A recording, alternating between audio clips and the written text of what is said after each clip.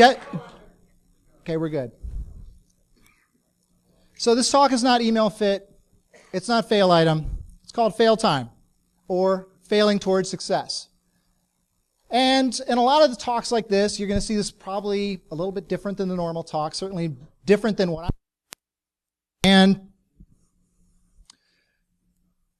video fail. Let's try again. We've got to have a failure during a fail talk. That's kind of the way it works.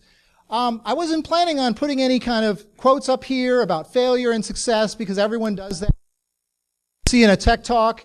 We're going to get beyond the motivational quotes. We're just going to dig into the things that really matter. And ultimately it comes down to why this talk. Well, why not? Most con talks talk about successes, all the great things they did. They exploited this thing over here, pop calculator. Most cons talk about the successes and celebrate the successes. This is not that talk. Failures happen all the time. Mistakes are made. And sometimes we go ahead and do something that doesn't make sense because we're told to. And we fail because institutionally, we have to. We follow directions that don't make sense. We do what we're asked to do. Like put a picture that's on this USB drive on my cake. Right? So, Sean, what are you doing here? Well, the idea of talk on failure started with my talk at Walmart's SparkCon conference about a year ago. And during the usual post-talk Q&A, I got asked about Active Directory stuff, which is great. I love talking about it. And someone said, have you ever failed at any of this? I'm like, are you kidding me? All the time. All the time. But that just gave me that idea of people only see your successes. They see you as this person that does great things in this area. And a lot of times people don't want to talk about the things that didn't go right, the problems they had, the things that went wrong, how they got to that point. And this idea was re-sparked, so to speak, when I was talking about the concept of failure at DerbyCon with Waxwing while I was manning the Trimark booth. So here we are. This is not a real agenda, so chalk this up as a failure of expectation. You expected something that outlines this journey. Yes, there'll be a personal anecdote. I'll talk about some technical failures of mine, how to be better. Failure is part of success, and yes, we will have to close out with some motivational quotes. I will put the slides up on adsecurity.org. I know that doesn't make sense, but that's what I have. And I forgot to do that, so I'll save that for later. So about me, my name is Sean Metcalf. I'm founder of Trimark Security Company. We have a booth out there. Come say hi. A Microsoft certified master in Active Directory, one of about 100 in the world. Most of them work for Microsoft, though. I've spoken at a number of conferences. I'm very happy to say that the first time I ever spoke on stage at a conference was at BSidesCharm, the first BSidesCharm. So I'm very happy to be back here on stage talking to you about failure, which doesn't make sense in that context. But I'm a security researcher, consultant, and I own and operate adsecurity.org, which, who's heard of that? Okay, cool. For those who haven't heard of it, please check it out. It's pretty great. You don't have to listen to me. Jessica mentioned it earlier. So, all right. So this is where normally the talk would pivot and talk about here's what we did. We pivot. We based on this. We did this. We did that. Again, this is a different type of talk. So we're going to start by highlighting my failures in my about slide. I dropped out of college without graduating. Despite the fact that I successfully attended a community college for 2 years, and I went to a 4-year university. I was a Microsoft MVP for a single year and not renewed. I've had talks rejected at ShmooCon, ShakaCon, and Black Hat. And I restarted adsecurity.org after a failed attempt at blogging a long time ago. So I guess the real question is, why are you here? I mean, this is a talk about failure. Hopefully not everyone's here to see me fail on stage. That would be kind of awkward. But if it happens, it happens. So I'll just say it was part of the talk. So we'll go with that. But ultimately, the wise Master Yoda says, the greatest teacher failure is. And it's true. So one of my favorite hobbies is photography. And I started photography in high school, as many people did, with something that looked like this, that used something called film. And the crazy thing about film is you just couldn't take pictures all day long, go click, click, click, click, click, click, etc. You had 24 to 36 exposures depending on that film canister. And so you have to be very careful and deliberate of the pictures you took, and you have to ensure that you had the right exposure setting, the right shutter speed, and make sure everything was perfect for that picture. Otherwise, it wouldn't turn out right. So I learned about photography from my father, who was very into photos, loved taking pictures. And so when my mother was pregnant with me, he, of course, took his camera and took pictures. And so he'd take a deliberate picture of this, deliberate picture of when I was born, in the hospital, and later on with my mother holding me, and then once I was brought home. And eventually, my mom goes, "Hey, Jim, I'd love to see those photos." And he says, "Absolutely." And she's like, "Yeah, and they better be good because you said no to the photographer at the hospital that came in to take a picture of me and Sean. So, yeah, I want to see these. It'll be really good." And so he said, "Great, I'll get them for you." And here they are. There are no baby photos of me when my mom was pregnant with me, when I was born, and a little time thereafter. Why?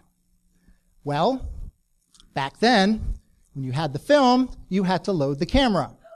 My father forgot to load the camera. So, quite an epic fail. They did make up. They got through that. I'm still here. But I learned a lot from that. I learned from his mistakes with cameras and photography. Now I use digital. I back up my photos everywhere. I have 2 memory cards in the camera. It writes to both of those cards. I take it out, I copy it to my computer. It cloud backups. It goes over here. I've got photos all over the place because I don't want to be in a situation where those photos are gone. So let's talk a little bit about my journey. Some other failures and major risks that I took.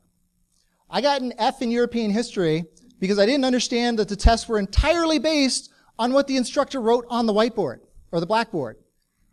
I didn't realize I had to write down everything that he wrote up there and that nothing that was covered by the test was actually in the book. I failed to understand what was actually being tested and why. And then the next test came around. I was like, all right, I'll take some notes. But I didn't write down everything that was on the board, and I failed the test again.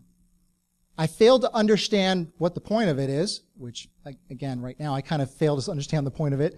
But I realized that I learned how to take better notes because I was not doing what I was supposed to. I was not hitting the level, hitting the mark that I should have been. I interviewed with EMC twice, and I was not hired. Honestly, I would not have hired me back then. I had the first interview. I failed the interview. I said, "Hey, can you give me another chance? I can really do this. I could work for you guys. Like, EMC, this would be cool, right?" They gave me a phone interview. I'm like, "No, sorry, you're not good enough." And I wasn't. And I learned from that. I learned it from the questions they asked, what they were looking for, and it wasn't a good fit. I wasted a lot of time on useless stuff, such as arguing on audiovisual forums, building my own IMDb inventory of DVDs using Microsoft Access. Yes, I'm an extreme nerd. I've taken measured risks. I left a company of 100,000 employees to join one with less than 10, and then to see that company grow to 250 and eventually get sold. I paid over $10,000 to go after an elite certification, the MCM. I started my own company. And then with that company, I developed a service offering that is very much like what Microsoft does, except we take it from a different perspective. That's a risk. People ask all the time, well, how are you different than Microsoft? Come by our booth, I'll tell you. So Albert Einstein is one of the greatest minds in history, and he said that failure is success in progress. For him, failure was a very perfect component in how to get to success. He recognized that you're going to make mistakes. You're going to learn from these mistakes. Albert had plenty of mistakes. He couldn't speak fluently until he was 9. He was expelled from school because he was rebellious and didn't like what was going on. He was denied admittance to a technical institute, and he split the atom trying to make beer.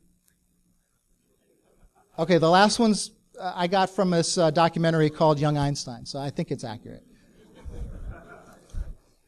Moving on. So Katie Masuris, great person, you should follow her if you're not. She pointed out that Quantum Magazine had this article on Einstein being on the verge of finishing a theory that would replace Newtonian gravity. I mean, epic, right? except he made a critical last-second error that had him doubting himself. One of the greatest minds in history was doubting himself. He's like, this isn't working. I can't do this. But ultimately, you want to keep going. You can do great things. You're going to make mistakes along the way. If you haven't noticed, this is not your typical con talk. I love this chart. I've seen it on the internet in multiple places. We go from being a beginner, I know nothing phase, to what's referred as the hazard phase. I'm an expert in this area. Eventually, we move to the section or the level at which we are an expert because other people tell us we are. But realistically, if you ask us, we'll say, yeah, I know a bunch of stuff about this, but I really know nothing because there's so much that I could know about. So again, in these kind of talks, if I was up on the TED stage, I would probably put up some definitions. So let's do that.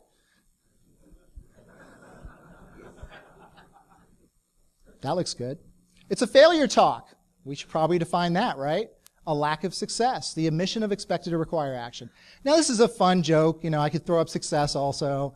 But one thing I've discovered when I was going through this and making these jokes is that the original definition of success was specified as achieving or failing to achieve its aims. Right there. Look it up. So at one point, success was defined by also failing to do something, which is a really interesting thing to recognize or understand. And so I was thinking, what else don't I understand properly or appropriately that maybe I've been missing? This guy said, inconceivable. Every time he was like, that's impossible. There's no way you could do that. So guess what Sean did?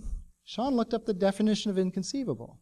It actually is not far off than how he was using it in the movie. Of course, the problem is he's using it as hyperbole. He's saying it all the time, which means that at a certain point, once all these inconceivable things happen, you probably should recognize that maybe they will. So there's an anonymous poet that I found, wrote, I still mess up, but I'll start again. I keep falling down. I keep on hitting the ground. I always get up now to see what's next. Birds just don't fly. They fall down and get up. I want to try even though I could fail. If only we could know who this anonymous person is, because this is, oh, that's right, Shakira, Try Everything. And where did we find this from? Zootopia. Exactly. Thank you to the person in the second row with the kids, who has probably heard that song way more than he ever needed to.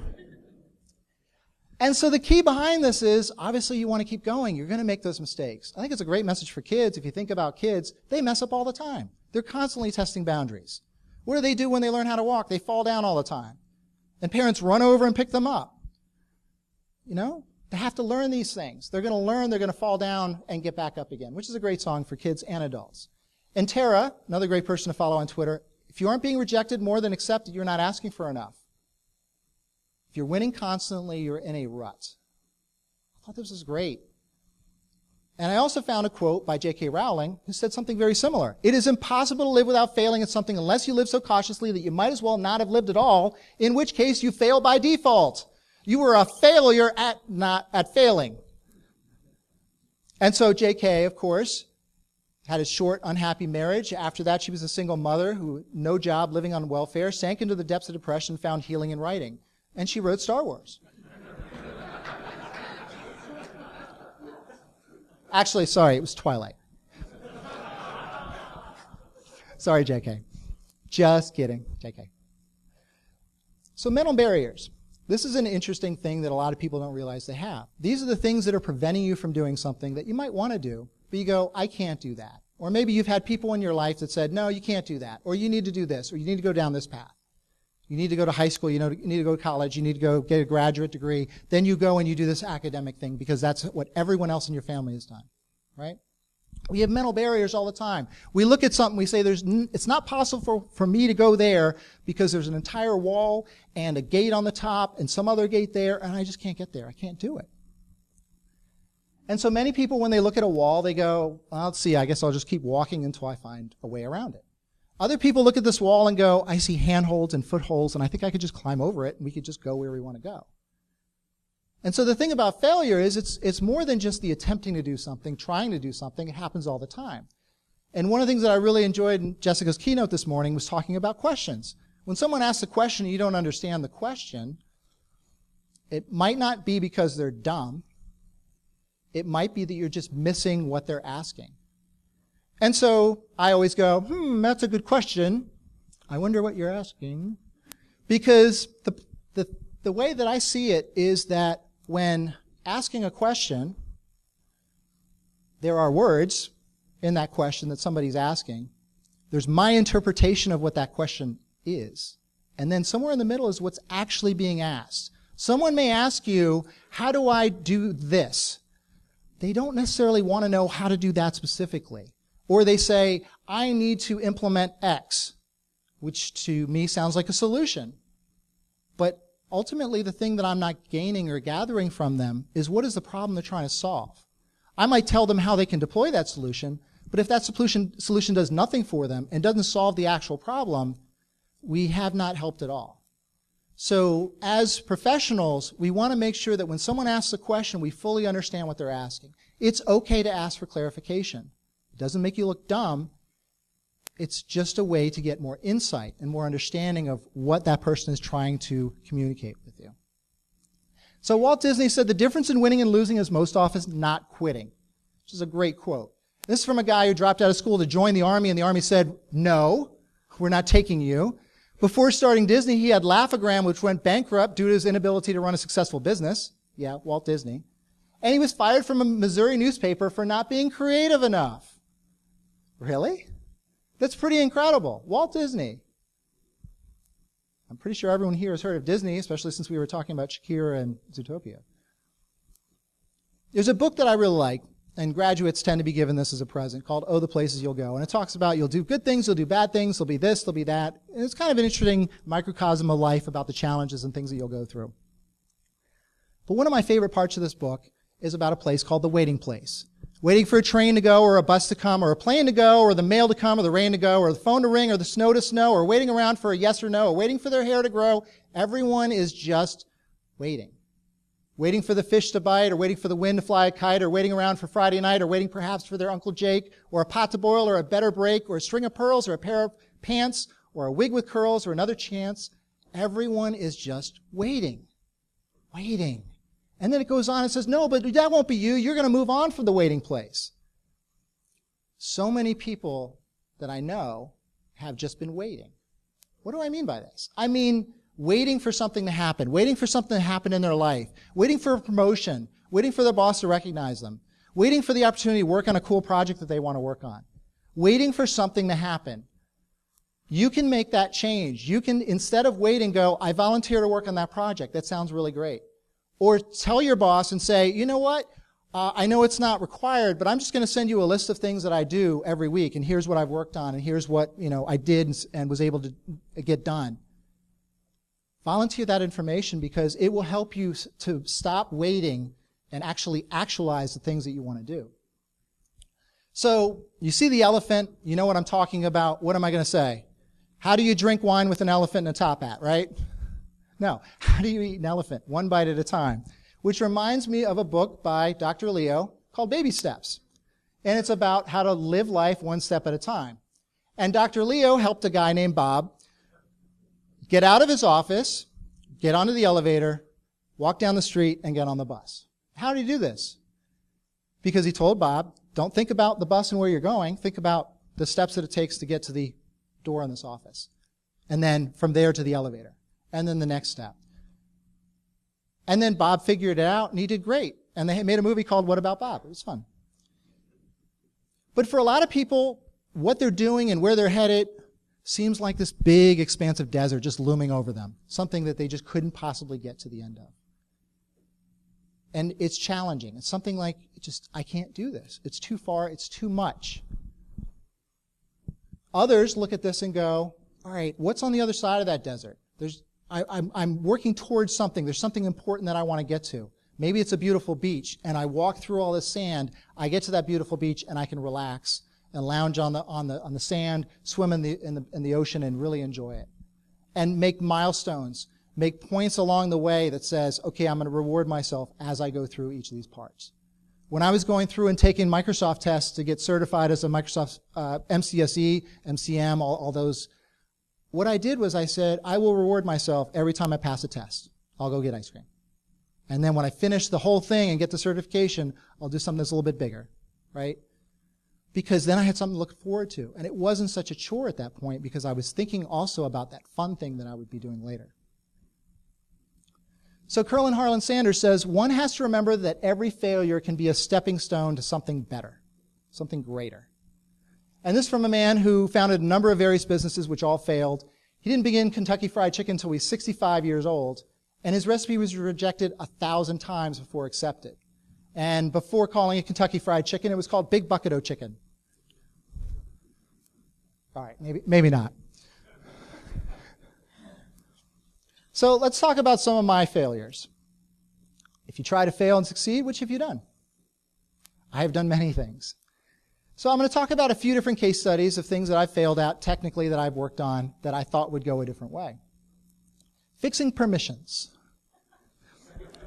So I was working at this organization and I was new, so I was like, I'm going to make this great. I'm going to do wonderful things. It's going to be fantastic. And I tell my boss, you know what, boss, you need a better name. So Joe, boss, it's nice knowing you. I'm going to fix these permissions on these shares. So I took a Saturday, I went in, and I used this wonderful tool called iCackles.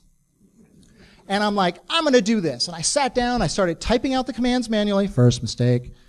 And I ran it through all the shares and proceeded to lock myself out of everything. This was a wonderful Saturday, much like today, where the sun was shining, the birds were singing, and I'm sitting inside the data center, banging my head against the computer because I locked everything out. I changed permissions I shouldn't have. I had no backup. I had no backup plan. And I did not pre-write the commands that I had typed, and like a dummy, I typed CLS at some point, so I had no idea what I'd run. Yes. So, much later that night, I was able to revert all my changes. And I finally left at something like 2 or 3 in the morning the next day. So I have the slide up there for people looking at this later, but final result, failed. So let's talk about something more interesting or better, detecting golden tickets. So the first time I got on the stage, I talked about how to detect golden tickets and why that was a great thing, because now defenders could actually know if someone was using golden tickets in their environment. And Skip Duckwall and Benjamin Delpy at Black Hat 2014 presented on Kerberos golden tickets, how you could use Mimikatz to actually create and forge a ticket. They gave you access to everything in the network, in the environment. Now, of course, you need to have admin rights initially, but in doing this, you could basically write your ticket to whatever you wanted. And a few months later, CERT-EU came out with a white paper saying, definitively, there is no clear indication of such attack in Windows logs. I decided not to listen to them. Why? Because I was thinking there's got to be a way. Maybe they didn't look at something. Maybe I could figure it out. So what I did was I started thinking about how that might work. Here's Benjamin Delpy working in his home office on his computer, banging against Kerberos with Skip on Twitter DM or a Skype call or whatever, trying to figure this out. And on the other side, we have the Microsoft developers, someone from Kerberos, someone from the operating system, someone from network, someone from the event log condition configuration, sitting in a room whiteboarding out and setting up the specs and making sure it lines up and things get logged correctly. So my hypothesis was maybe Ben missed something. So I had to figure out what the anomalies were. What was something that didn't look right? What was something that just didn't fit? Maybe they labeled something that was different than how Microsoft labeled it. Maybe there was something that just wasn't there that should have been there, or something that shouldn't have been there that was. Maybe there was something that was just so obvious that everyone had missed it. Or maybe, just maybe, they had done it their way because they found that that's the way that worked. Ah, cinnamon. So I looked at the event logs after running through the attack in my lab, and I looked at it, and I stared at these for quite a while. And I'm like, there's nothing here. It all looks normal. I don't see anything that's missing, anything that's obviously different. Yeah, I use Star Wars characters in my lab, so Darth Vader would normal in this situation, maybe not in your network. But when I put them together and compare them side by side, I said, wait a second, something is obviously different and obviously wrong here. And that's how I figured it out. And I was able to figure this out because I started looking at things and comparing them, making a baseline of what normal is, and then looking at what was different. You can do the very same thing on your network. In fact, what you should do is baseline normal in order to best understand what's different and anomalous. And again, this is for people later on that are looking at the slides. Success. I figured it out. But at first I didn't. I missed it. I spent several days looking at this, and I was like, well, maybe CertiU's right. And I went and did something else, and I'm like, no, there's got to be something there. And I went back to it. Another failure case study of mine, Microsoft MVP status. When MVP means making vacation plans. So 2 years ago, around this time, I tweeted out, I'm excited to announce that I'm now a Microsoft MVP. Woo! It's great. I was excited. Get some cool benefits. Get to be part of the club, right? Get to be invited out to Redmond to go to their super secret meetings. Just kidding. There are none. And then about 16 months or 14 months later, I got an email that started out, in reviewing your impact, I'm sorry to inform you. Now, anyone who reads emails knows that this is never going to be a good email. So after that, I'm like, wow, this is not feeling so great. Okay.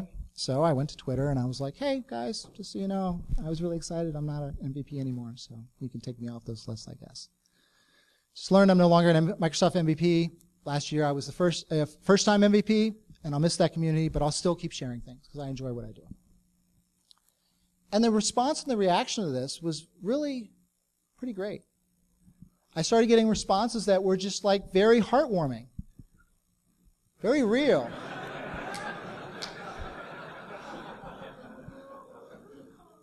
Very touching. And people all across the community were like, hey, you're doing good things. Don't worry about it. Don't worry about what Microsoft thinks. We think you're good. We think you're great. Your mom probably thinks you're always an MVP. MVP's titles don't matter. Still an MVP. Titles don't make the man. And that was really great. And then probably the icing on the cake was when Jessica talked me into submitting to Microsoft Blue Hat last year, which was in November, and I was accepted to speak about Active Directory security. And so I talked to Microsoft about the problems I see and things that should be fixed.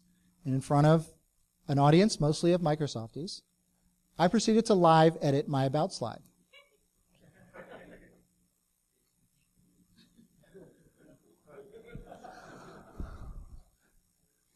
Which was fun. And at this point, I can laugh about it because, you know what? It's not a big deal. I do what I do because I love it. I enjoy it. It's challenging for me. And then RallySec said, hey, guess what? Sean, you're a RallySec MVP. So thank you, RallySec, for keeping the MVP dream alive.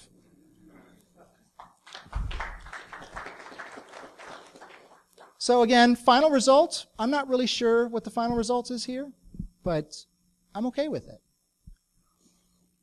Failed research topics.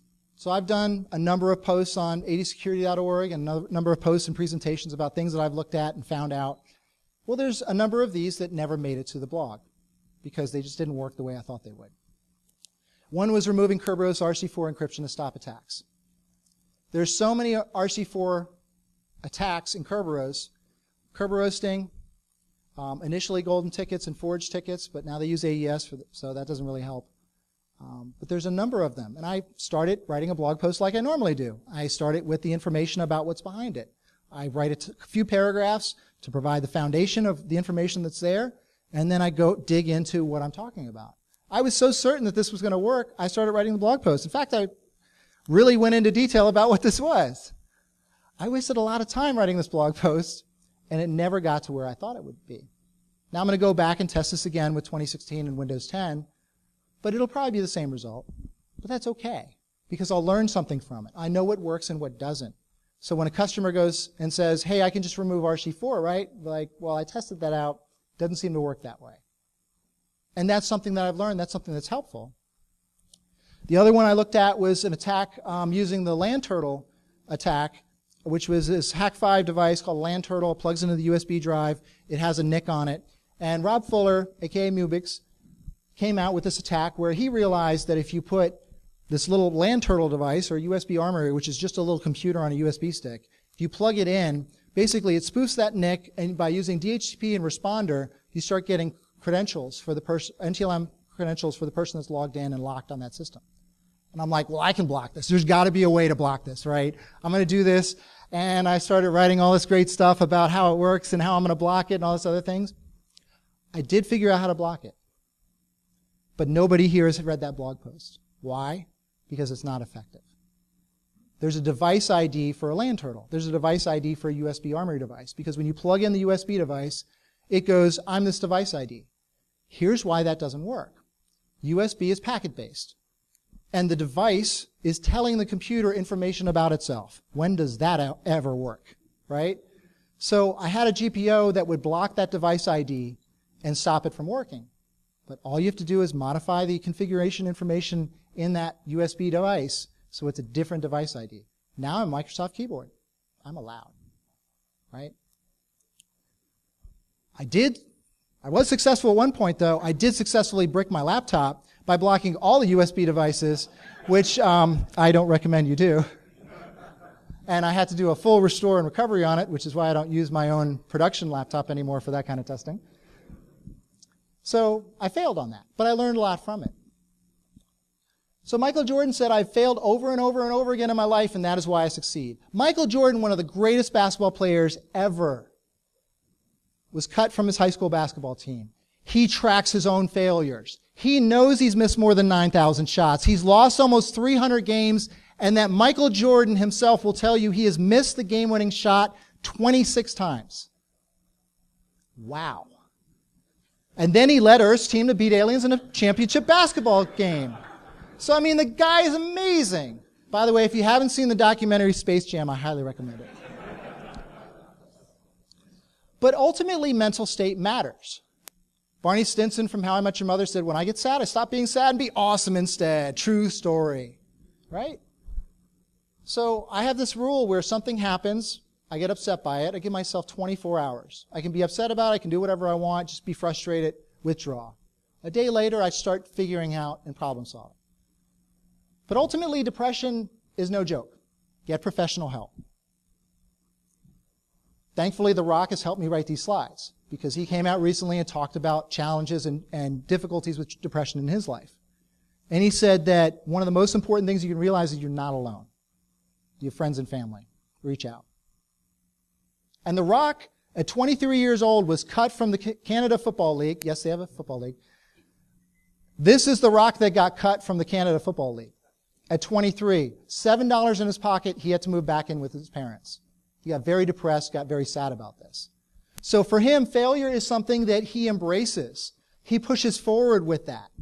He recognizes it doesn't work for everybody, but it works for him, and he's been very successful in doing so.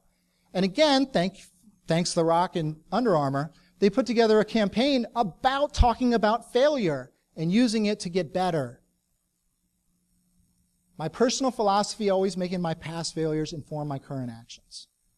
And The Rock has been one of the most successful people, of our time. You might say wrestling's fake, but not everyone gets to get these titles this many times. And Hulk Hogan certainly has not said of anyone else that he's the biggest superstar in the business. The guy has been on Forbes' top 100 most powerful celebrities. He's been at number 25, and since then he's been in the top 20. So just because things aren't working out now doesn't mean things won't work out later. Sam Jackson, great actor, right? He didn't really get successful until he was like in his 50s. It takes time. Sometimes it doesn't work the way you want it to at this point in time. There might be a reason for that. It might not be your time now, but it might be later. So there's a book that I love called The Charisma Myth, and basically it talks about mental state being everything. You start with the mental state of I can do this, and even I will do this.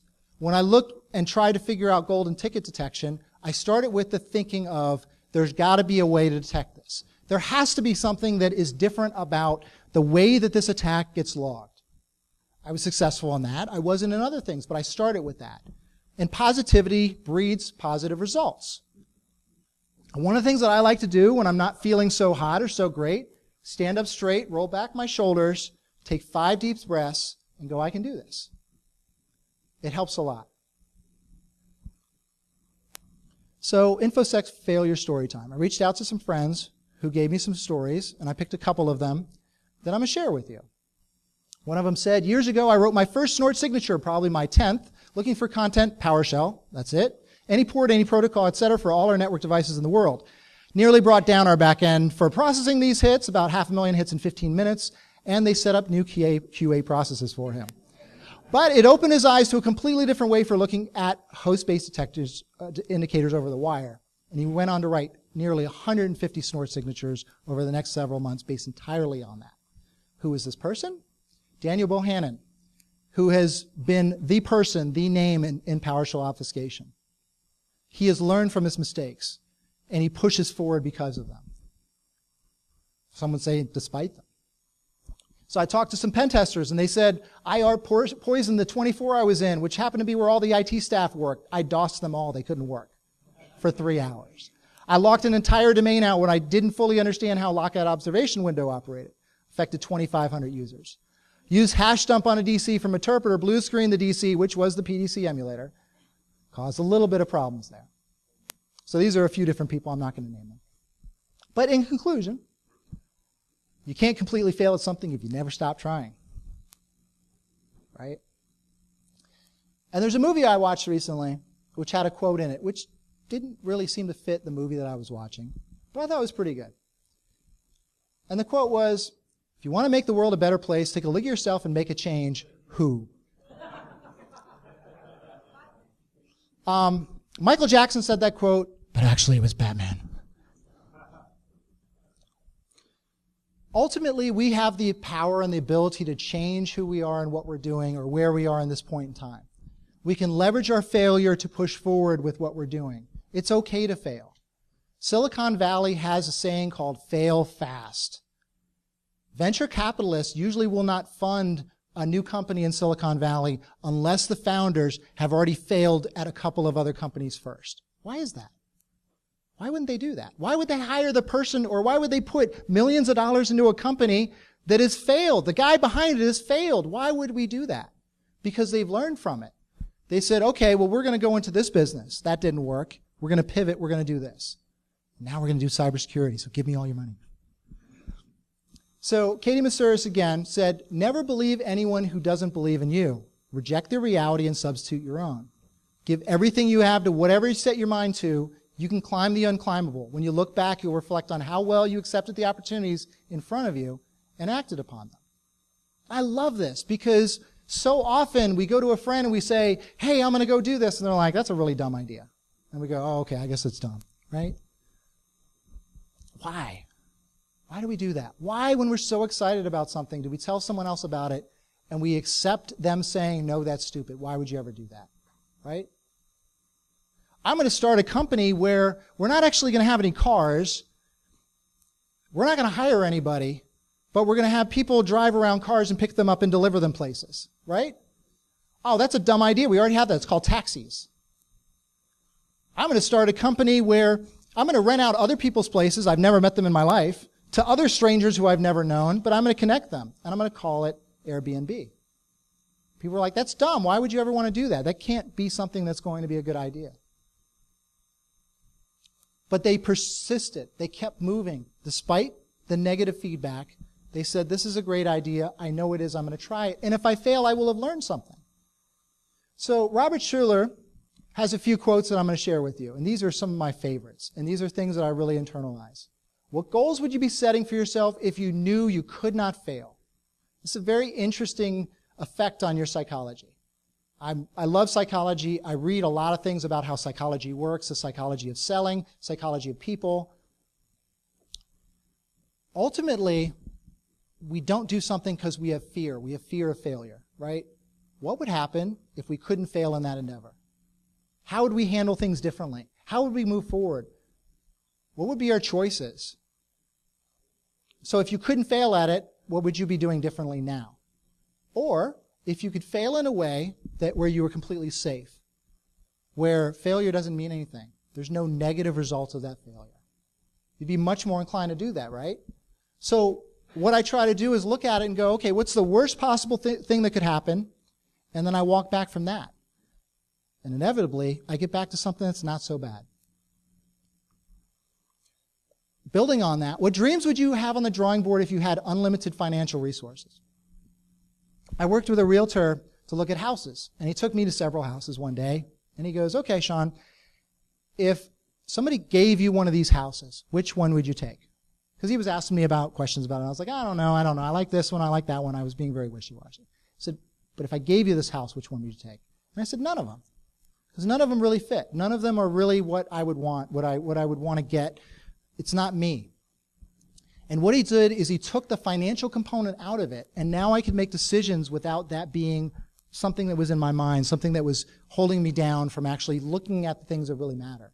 Ultimately, financial stuff does matter, but to a different extent. I worked with a guy who had this saying where he said, okay, but if for $5 more, if you could have this on your network, would that be something you would want to do? $5, right? Changes the whole dynamic because someone will go, well, I can't do that. That's too expensive. What Jessica talked about this morning in the keynote, which I really love and which I preach all the time, is you have a lot of tools in your utility kit, in your utility belt, right? You can use these. You can use all of these free utilities in order to lock things down and make them better, to protect the environment without having to spend a lot of money. Sure, there's going to be some things you're going to spend money on, but a lot of the things that are the most impactful are things like the Windows firewall that are free. It just takes your time to figure out. And there's resources on the internet to help with that. What plans would you be making if you had 30 years to carry them out? Again, taking time out of this consideration, out of this conversation. I'm too old. I can't do that. All this stuff's already been figured out. I'm coming out of college. I just got my degree. Everyone's already done all the cool stuff. Absolutely not. One word for you, if you're graduating college or high school and you're concerned about all the cool stuff that's already been done, cloud. Nobody knows what it is. Everybody wants to use it. Become a cloud expert and own the next 10 years of your life. So I love these three because they each take one major factor out of it. Fear of failure. Financial concerns. Time. Those are the three factors that often weigh down on how we decide things, how we think about things. But my favorite quote, and the one that I pretty much live by these days, is, a year from now, you'll be a year older. What are you going to do? Ramit Sethi said this. And I use this because I'm like, absolutely. As you get older, time goes faster. When you're 5, it seems like it's going to be forever until I finish my dinner and I get my cookie, right? When you're 12, it's like it's forever until I'm going to get to go to the mall and buy that thing I want to buy. Time speeds up. In another year, there's going to be another BSidesCharm. What is it that you want to achieve? Don't let the fear of failure hold you back. Thank you very much. That's been my time. Thank you for yours.